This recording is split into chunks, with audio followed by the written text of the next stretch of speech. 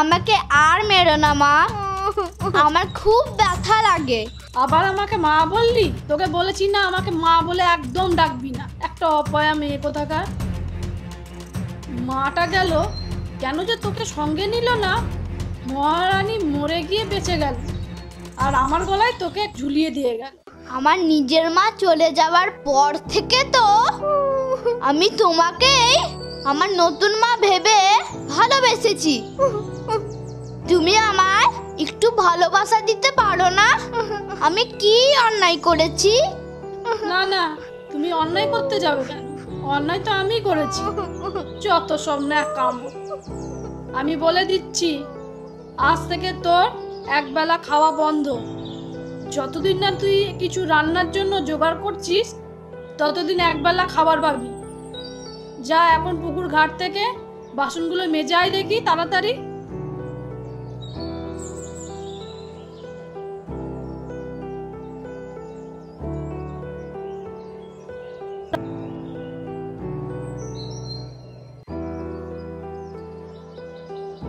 মণিমা, মণিমা, কোথায় রে? কোথায় গেলি? আমাকে এক গ্লাস জল খাওয়াতো মা। কেন, জল কি আমি দিতে পারি না? তোমার ওই মণিমাই কি জল দেয় নাকি? না, তা নয়, আসলে খাটাখাটনি করার পর মণিমায়ের হাতের জলটা যেন সব ক্লান্তি দূর করে দেয়। তা মণিমা গেল কোথায়? ওকে তো দেখছি না। এত ডাকলাম, আমার কাছে তো এলো না। দেখো কোথায় কোথায় ঘুরে বেড়াচ্ছে। সারাদিন তো কোনো কাজকর্ম করে না, শুধু খায় দায় আর ঘুরে বেড়ায়। কেন এমন বলছো? আমি তো দেখেছি তুমি যা বলো ও তাই করে, না কখনো বলে না। তাছাড়া ওর বয়সটাই বা কত যে কাজ করবে? তুমি ওকে দিয়ে বেশি কাজ করাও না তো। দেখো, মা মরা মেয়ে, তোমাকে একটু ভালোবাসা দিয়ে ওকে ভুলিয়ে রাখতে হবে। বাবা, বাবা তুমি চলে এসেছো কাছ থেকে? দাঁড়াও, তোমাকে জল এনে দিই। মণিমা, তুই এই বাসনপত্র নিয়ে কোথায় গিয়েছিলি মা? কোথাও না গো, এই আমি বাসনগুলো পুকুর ঘাটে ফেলে এসেছিলাম, তাই ওকে আনতে পাঠিয়েছিলাম। দে মা, দে, আমাকে দে। তুমি যে বললে মণিমা খেলতে গেছে, তা ও তো বাসন নিয়ে বাড়ি ঢুকছে। তার মানে তুমি ওকে দিয়ে আবার কাজ করাচ্ছ আর আমাকে মিথ্যা বলছো। দেখো, এমন করো না, উপরওয়ালা তোমাকে ক্ষমা করবে না। ও মা, মেয়ের ওপর দরদ উতলে পড়ছে। এইদিকে আমি সংসারে খাটনি খাটতে খাটতে শুকিয়ে যাচ্ছি, তার দিকে নজর নেই। যত সব আদিক্ষেতা।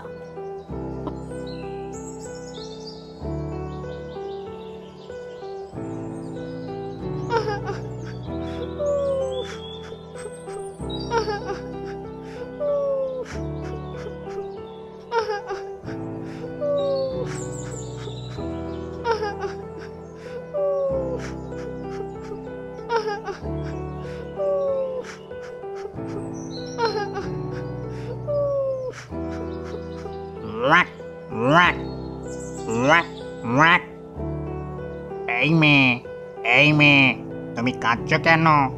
তোমার কিসের কষ্ট?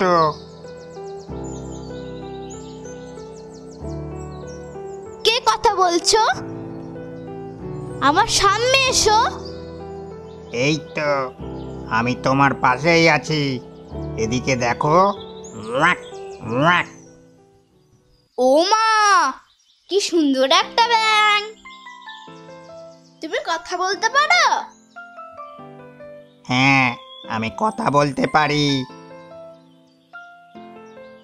আমার কথা ছাড়ো, তুমি বলো তো, একা একা তুমি এখানে কাঁদছো কেন? আমার সৎ মা আমাকে কিছু রান্নার জন্য জোগাড় করতে বলেছে, কিন্তু আমি কি করে জোগাড় করব আমি বুঝতেই পারছি না। তোমার সৎ মা তো দেখছি খুব খারাপ। তোমার মতো একটা ছোট্ট মেয়েকে রান্নার জিনিস জোগাড় করতে বলেছে? Walk, walk. না না, আমার মা খুব ভালো, তুমি ওরম বলো না। একটু বকাবকি করে ঠিক কথা, কিন্তু আমাকে ভালোবাসে। তোমার বাবা নেই?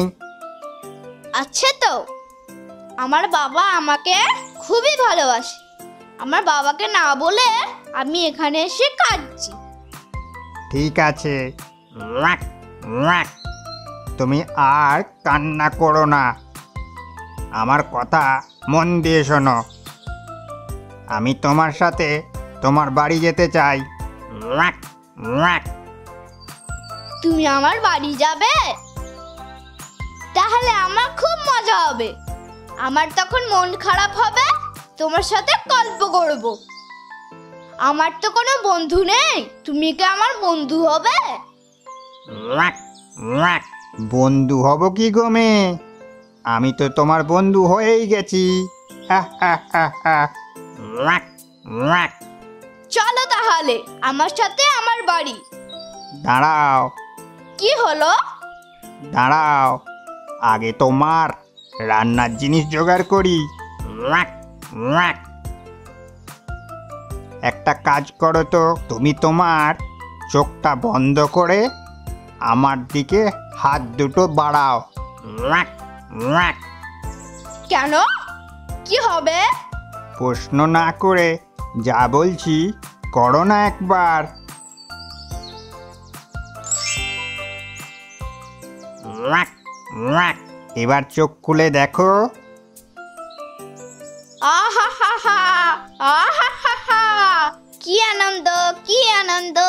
আমি দুটো ডিম পেয়েছি। মাকে এই ডিম দুটো রান্না করতে বলবো। চলো এবার আমরা বাড়ি যাই।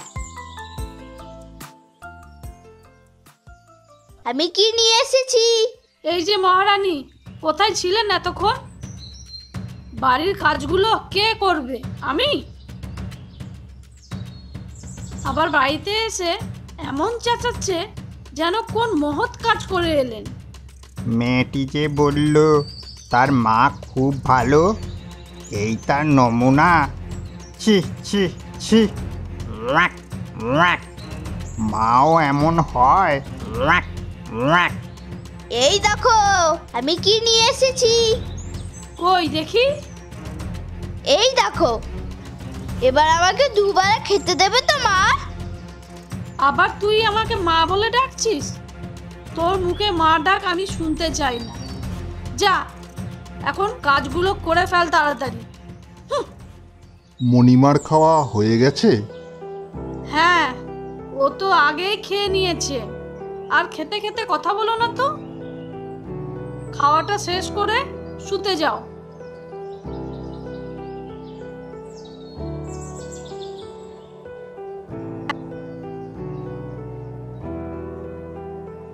এই নাও নবাব নন্দিনী, ভাতটা খেয়ে আমায় উদ্ধার করো। খাওয়া হলে বাসনগুলো পরিষ্কার করে ধুয়ে তারপর শুতে যাবি, এই বলে গেলাম।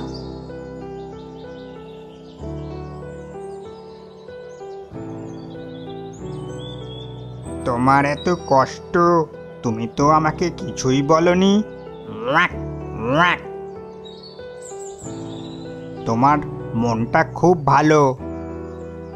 তোমার এই কষ্টের দিন শেষ হবে, চিন্তা করো না বন্ধু।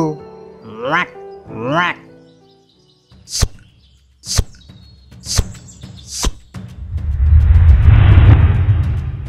Walk, walk. ওরে বাবা গো, আমাকে খেয়ে ফেলবে গো। এটা কি গো?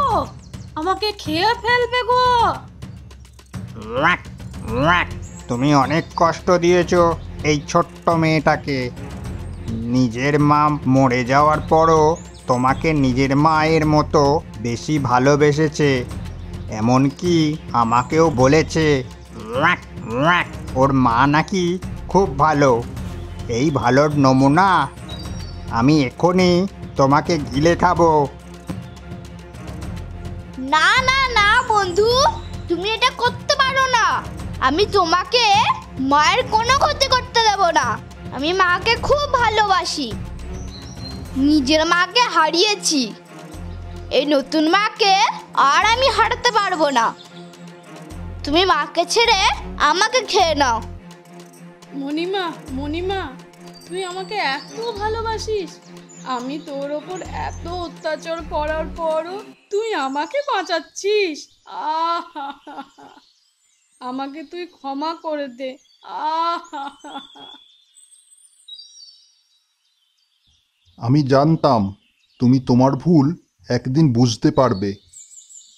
এখন তাহলে আমি চলি বন্ধু। তুমি চলে যাবে? আমার কাছে থাকো না। আমার কাজ শেষ হয়েছে বন্ধু, তুমি খুব ভালো থেকো। আর কখনো কোনো দরকার হলে আমাকে ডেকো, আমি চলে আসবো। টাটা বন্ধু।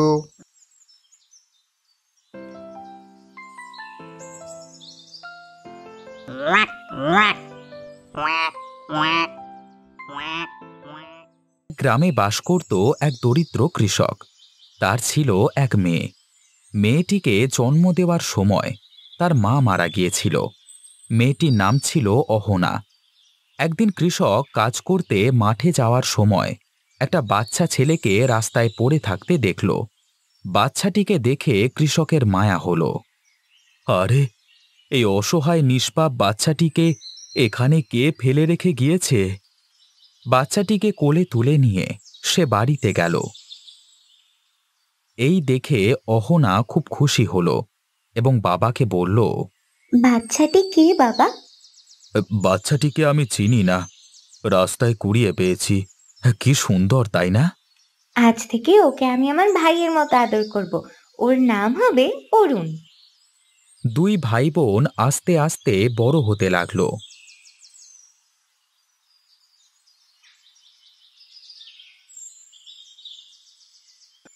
আচ্ছা বৌদি, ওই ভুবন চাষির মেয়ে অওনা, ও সম্পর্কে কিছু জানো? না তো, কেন, কি হয়েছে? আরে ও তো একটা আস্ত ডাইনি। ওভাবে কেন বলছো? ও কি এমন কিছু করেছে? ওর সাথে কথা বলতে গেলেই মানুষ একেবারে সম্মোহিত হয়ে যায়। কি বলছো এসব? ঠিকই বলছি, আমার সাথেও কয়েকবার এমন হয়েছে। ওদেরকে তো গ্রাম থেকে বের করানোর সিদ্ধান্ত নেওয়া হয়েছে তার জন্য। তাই নাকি? তবে গ্রাম থেকে ডাইনিটার বিদেয় হবে। অরুণেরও একটা দৈব শক্তি ছিল, কিন্তু সেটা কেউ জানত না, যা শুধু অরুণ এবং অহনাই জানত। গ্রামবাসীরা অনেক চেষ্টা করবার পরও তাদের গ্রাম থেকে তাড়াতে পারল না। কোনো একটি দৈব শক্তি যেন তাদের বারবার বাধা দিচ্ছিল। শেষ পর্যন্ত বাধ্য হয়ে তারা এক জাদুকরকে গ্রামে আনল। গ্রামের লোকজন তো আমাদের তাড়ানোর জন্য উঠে পড়ে লেগেছে একেবারে। আমরা তো কোনো ক্ষতি করিনি ওদের।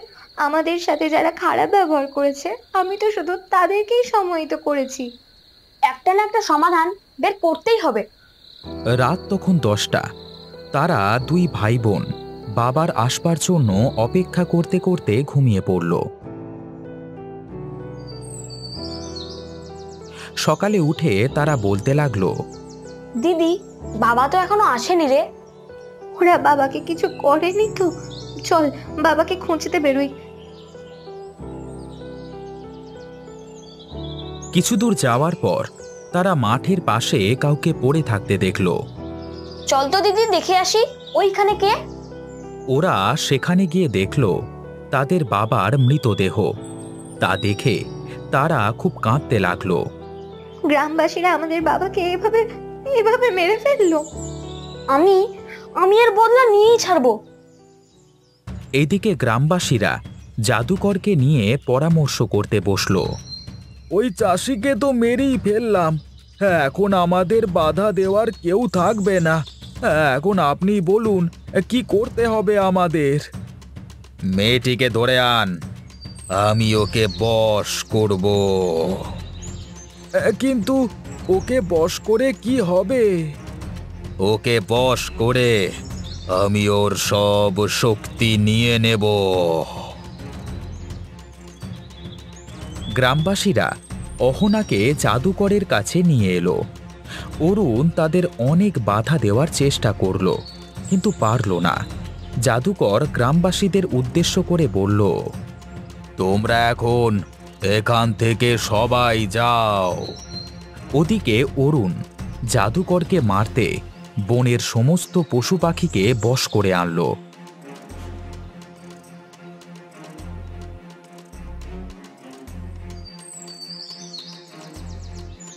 এই দেখে গ্রামের মানুষেরা খুব ভয় পেয়ে গেল। তারা এদিক সেদিক ছুটোছুটি করতে লাগলো। জাদুকর অহনাকে একটি ঘরে বন্দি করল এবং বলতে লাগলো, তুমি আমাকে যতই সম্মোহিত করবার চেষ্টা করো, কিন্তু পারবে না।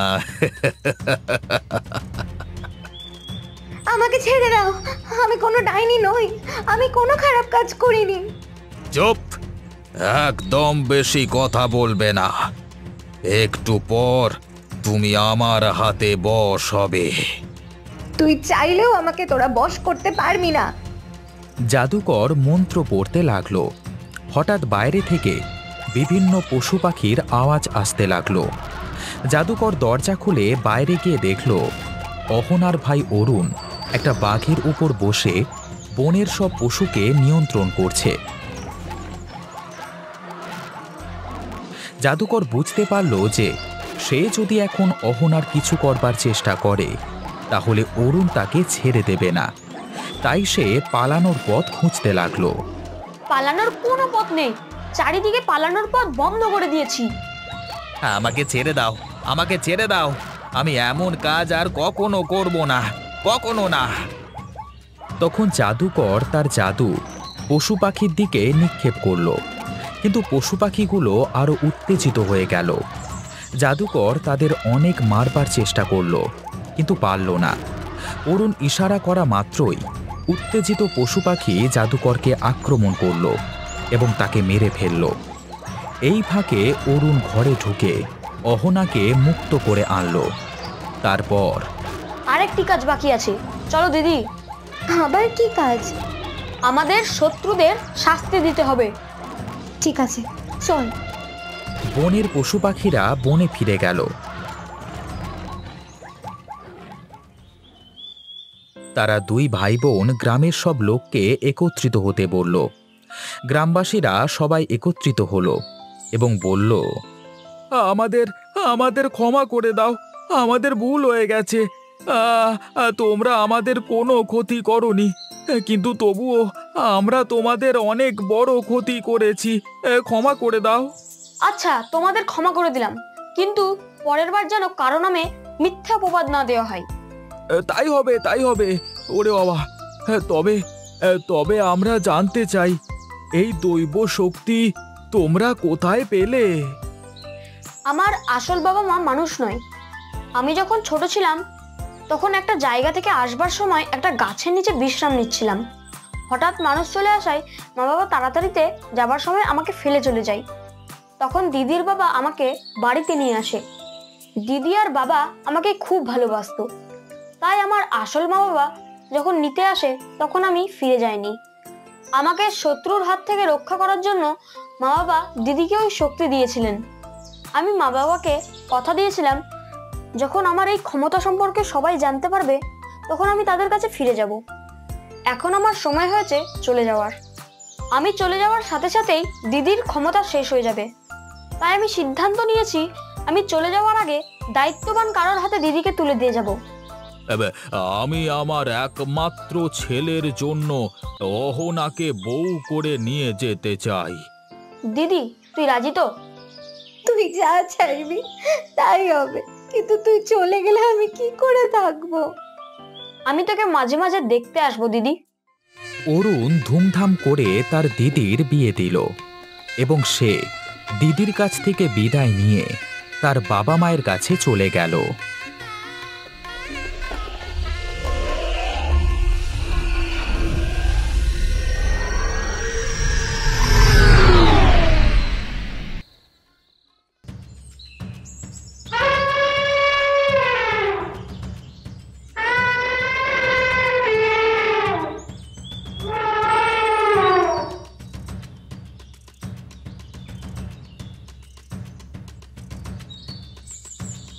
কেউ আমাকে বাঁচাও, কেউ আমাকে বাঁচাও, আমাকে বাঁচাও, আমাকে বাঁচাও, কেউ আমাকে বাঁচাও। কে কাঁদে? কে কাঁদে এই জঙ্গলে? আমাকে সাড়া দাও। এই যে আমি একটা ছোট্ট লেবু গাছ, আমি এখানে আছি। ও মা, তুমি কথা বলতে পারো? হ্যাঁ, আমি কথা বলতে পারি। তুমি এমন ভাবে কাঁদছো কেন? তোমার কি হয়েছে? এই জঙ্গলের পথ দিয়ে রোজ একদল হাতি যাতায়াত করে। তারা কোনো কিছু দেখে না, যা সামনে থাকে ভেঙে দেয়। পায়ে করে ছোট গাছেদের পিছে পালে। তাই আমি খুব ভয়ে আছি। কোনোদিন না আমাকে ওরা তাদের পায়ে পিছে ফেলে। আমাকে বাঁচাও না, তুমি আমাকে বাঁচাও।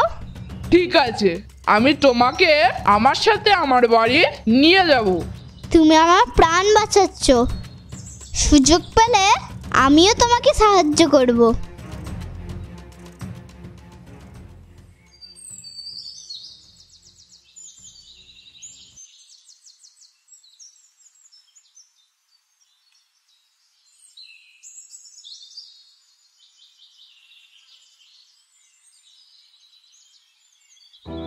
আহ আহ আর আমায় একটু জল দাও না, আমার গলাটা শুকিয়ে যাচ্ছে। আহ আহ এই নাও। বাবা, তোমার কি খুব কষ্ট হচ্ছে? আমি একটু মাথায় হাত ঘুরিয়ে দিই। না রে, আমি ঠিক আছি। এই তো ওষুধ খাচ্ছি, ঠিক হয়ে যাব। তোমাকে তো কত ডাক্তার বুদ্ধি দেখালাম, কেউ তো কিছু করতে পারছে না গো। যে যা ওষুধ খাওয়াতে বলছে তাই তো নিয়ে আসছি। এদিকে ওষুধের দোকানেও বলে দিয়েছে আর ধারে ওষুধ দেবে না, আগের বাকিটা শোধ করে তবেই ওষুধ আনতে পারবো। এখন আমি কি করব বলো তো, কিছু ভেবে পাচ্ছি না। মা, তুমি চিন্তা করো না, আমি বাবার জন্য ওষুধ ঠিক আজ নিয়ে আসবো। আমি এখন আসছি মা। বাবা, তুই আবার কোথায় যাচ্ছিস?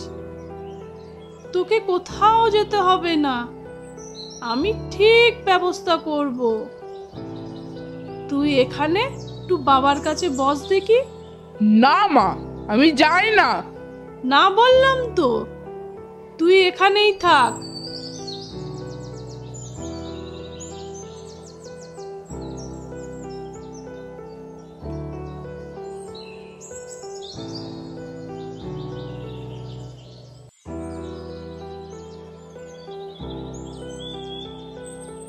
মা, মা, বাবার জন্য ওষুধ এনেছ? তোমার বাড়ি ফিরতে এত দেরি হলো কেন? না রে বাবা, অনেক চেষ্টা করলাম সারাদিন, কোনো কিছুই তো হলো না। চল ঘরে চল, কাল আবার দেখব কি ব্যবস্থা করা যায়।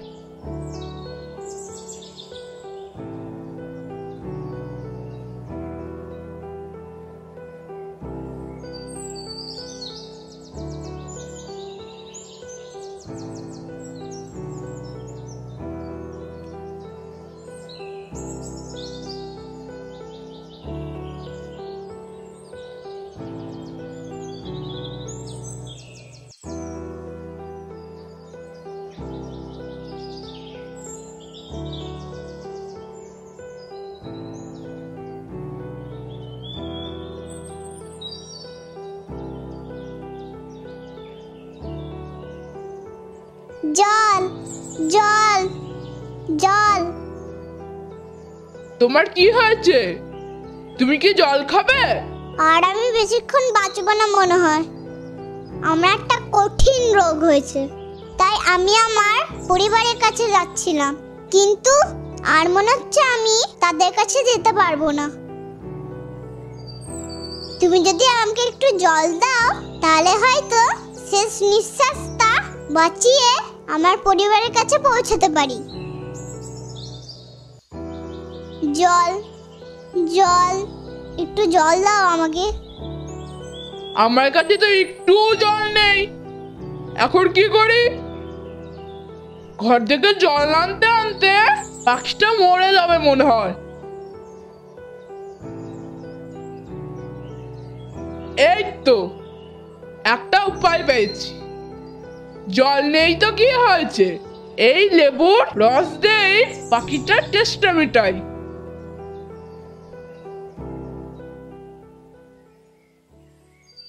হা হা হা হা, আমি সুস্থ হয়ে গেছি, আমি সুস্থ হয়ে গেছি। আমার আর কোনো কষ্ট নেই, আমার রোগ সব সেরে গেছে। আমি আবার আগের মতো সুস্থ সবল হয়ে গেছি। হা হা হা হা হা। লেবু গাছ, লেবু গাছ, দেখলে কি কাণ্ড হলো? কি হলো? কি কাণ্ড হয়েছে? ওই পাখিটার নাকি কঠিন অসুখ করেছিল, আর আমি লেবুর রসটা খাওয়াতে পাখিটার কঠিন রোগ সেরে গেল। সে আবার আগের মতন সুস্থ সবল হয়েছে। হ্যাঁ, এটাই তো হওয়ার কথা। আমার গাছের লেবুর রসের গুণে আমার গাছের লেবুগুলো সব জাদু শক্তিতে ভরা। যে কোনো কঠিন রোগ সেরে যাবে যদি কেউ ওই লেবুর রস খায়। তাহলে আমার বাবাও কি সেরে যাবে? হ্যাঁ, তোমার বাবাও সেরে উঠবেন। আমি তোমাকে বলারই সুযোগ পাইনি, আর তুমিও তো কখনো আমাকে তোমার কষ্টের কথা বলনি তো বন্ধু। না লেবু গাছ, আমি আর তোমাকে আমার কষ্টের কথা বলতে পারি না। আমি তোমাকে বাঁচিয়েছি বলে তোমার থেকে সাহায্য চাইব, এটা কখনো ভাবতে পারি না। তুমি খুব ভালো মনের মানুষ বন্ধু, আমি তোমাকে খুব ভালোবাসি। তাই তোমাদের এই কষ্টের দিন এবার আমি দূর করব, আর তোমার বাবাও সুস্থ হবেন আগের মতন। যা বন্ধু, একটা লেবু নিয়ে তার রস তোমার বাবাকে খাইয়ে দাও, আর লেবুর খোসাটা একটা থালার উপর রেখে যা খাবার চাইবে তাই হয়ে যাবে। এতে তোমাদের খাবার চিন্তাও আর থাকবে না।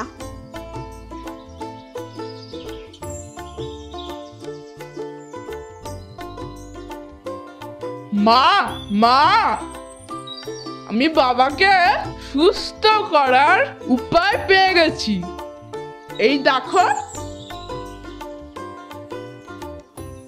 এটা তো একটা লেবু, এটা দিয়ে কি হবে? দেখো না কি হয়।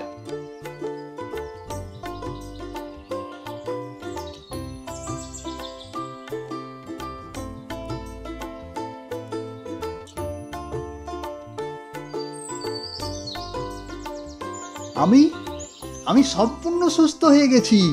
আমার আর কোনো কষ্ট নেই। আমি আবার আগের মতো হয়ে গেছি।